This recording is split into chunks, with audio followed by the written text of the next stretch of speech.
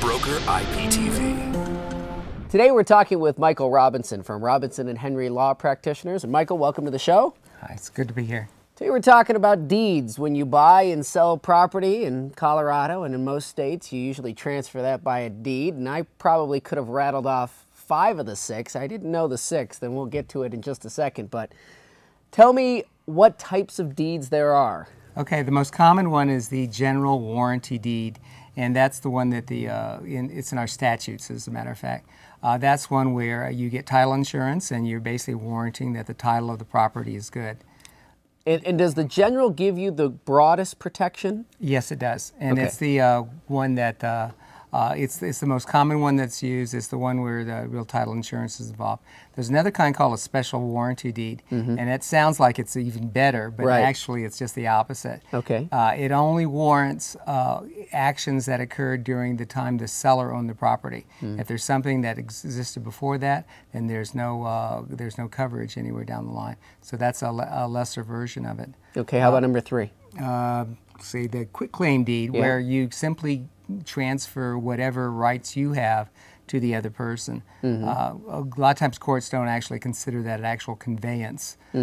We use that a lot, though, for estate planning, where we do it where we will quitclaim a house if it's only in one spouse's name to both of them in joint tenancy. Right. It's a very, very standard variety. And the next 3, I believe, are all ones that have to do with the government. Okay. One is the treasurer's deed for the tax sale of people that buy tax liens. Okay. There's the personal representative's deed. Now that's the one I didn't know. What is that? Well, when you die, you end and your estate begins, and the estate needs to be probated and a personal representative is appointed. Okay. That person has the power to do all the actions for the estate, which is now who actually owns the property, because the decedent, the dead person, can't go to closing and can't do anything. So it's a special kind of deed that's done for probate issues. Gotcha. And then the last one is the public trustee's deed, which is what happens in foreclosures. Gotcha. Are there still some bizarre ways to transfer property, some bizarre mechanisms still out there? Well, there's some old ones, and some of these oldies but goodies still kind of float around. One of which is a thing called livery of season, and livery is just like the word delivery. Okay. And this was the oldest version in our legal system, where you go out to a field with someone and you would actually give them a piece of grass and a piece of a tree, and then they would accept it, and you'd have witnesses seeing that.